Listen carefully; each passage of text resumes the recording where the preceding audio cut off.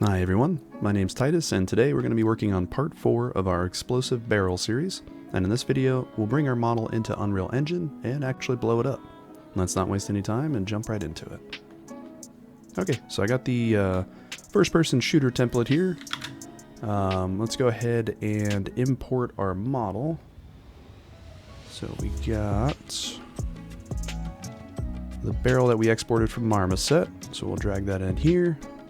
I'm going to just leave the defaults and just hit import, and then you should see the static mesh come in here.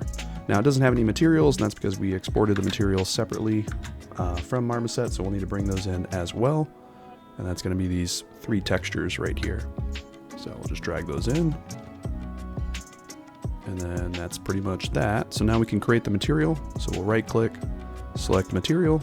We can call this m_barrel or whatever you want to name it. We'll double click it, and I'm going to dock this in the top here. Then we just need to drag our textures into our graph editor here, and I will show you how to break this out.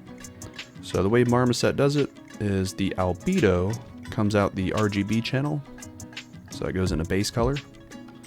The normal comes out the RGB channel, and that will actually go into the normal. And then for the mixture map or mix map, these are broken out in red, green, and blue.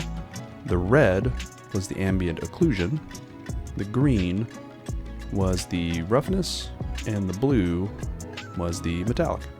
And I'll try to maybe put up some side footage that kind of shows inside Marmoset, maybe like a zoom in where it actually states this, but basically in the texturing program, it'll tell you which specific channel it's exporting to, for the roughness, normal, metallic, albedo or color, whatever other maps you're doing at the time. So, but yeah, so right here you can see our maps. They look pretty good.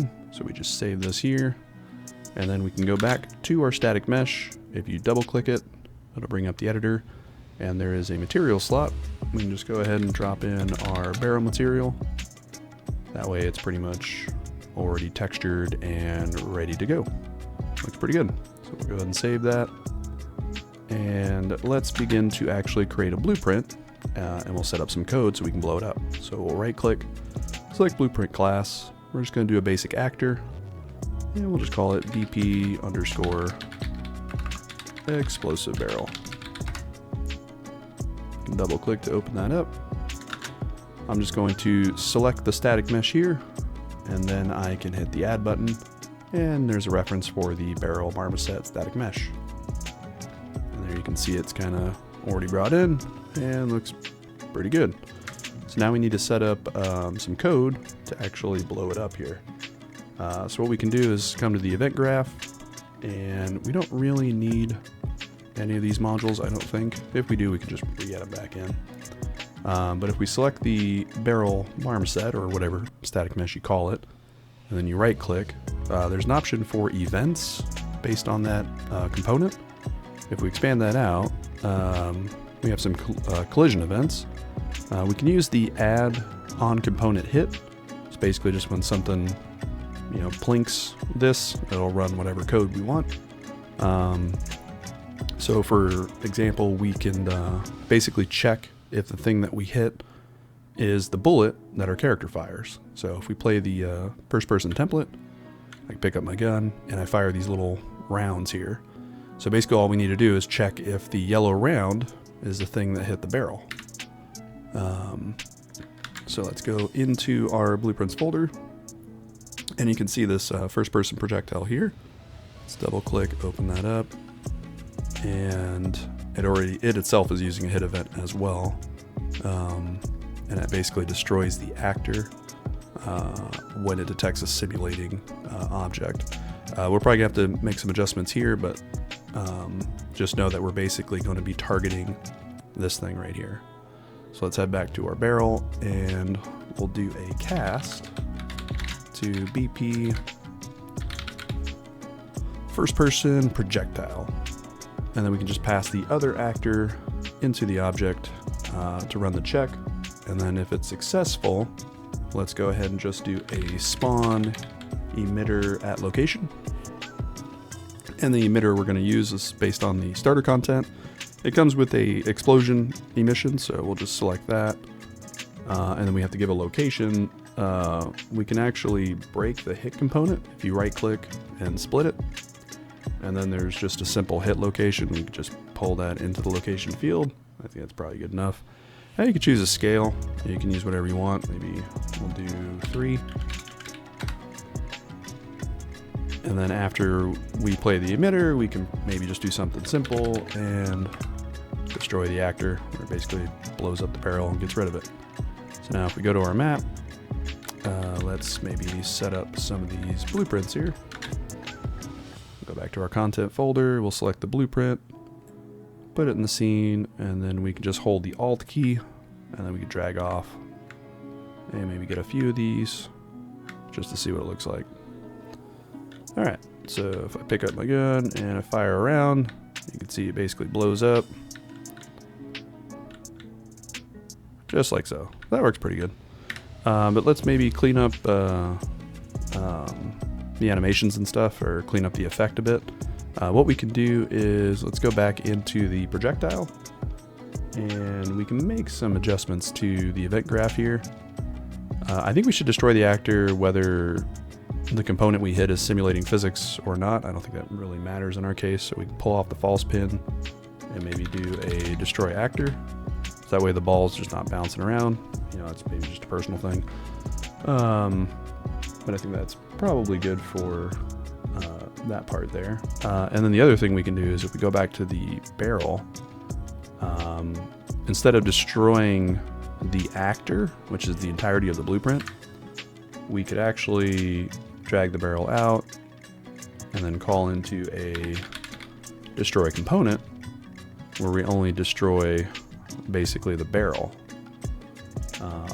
And then maybe we could do some other custom code here. So let's maybe do, we'll go up, we'll create a custom event, and we'll just call it boom. Compile that, and then after we destroy the component, we'll call boom. So let's kind of figure out what we want to do here. So what, if you want feeling cheeky, we can import another static mesh. This is basically the same barrel, but I went into Blender and I basically broke it up into, basically I separated parts of the barrel, and then I created like a little basic texture for it.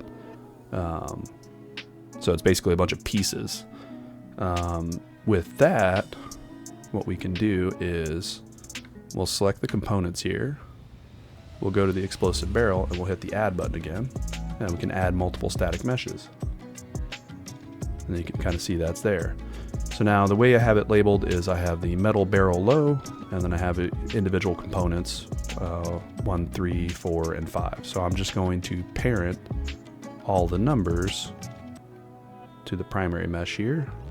And then I'm going to select the low, which is the parent, and I'm going to scale it down slightly on the X and the Y. I'll do a 0.9 and a 0.9. And the reason I'm doing that is I can probably do maybe 0.9 on the Z as well, although that's probably not. I'll leave that at 1 actually. The main reason we're doing that is so the bullet will always contact the outer side of the barrel, because I want to trigger the explosion off that barrel. And then what I'm going to do is I'm just going to destroy that barrel, and then I will unhide this barrel, and then we'll maybe add some physics to it. So let's go ahead, and if you scroll in your components tree, there is a hidden in-game option. I must have passed it. Maybe I didn't. Yeah, hidden in-game. So we'll check that there. And then actually what you can do is you can shift select and then find that hidden in game, and then just check it for all the components. So that way when we actually spawn, you're not going to see the other barrel. It's there, but it's hidden. So I can't like walk in front of it, so it's definitely there. And then what we need to do is on boom, we can actually, we'll get a reference to the low barrel, pull off that, and then we will do set hidden in game. And we're not going to hide it. So we're going to uncheck this, but we will check propagate to children. So it'll unhide all the child objects. And then after we unhide it, we want to simulate physics off of all these parts. So I can shift select, pull them all in here. And then what I can do is on the top one, I'll drag and do a set simulate physics. I'll set that to true.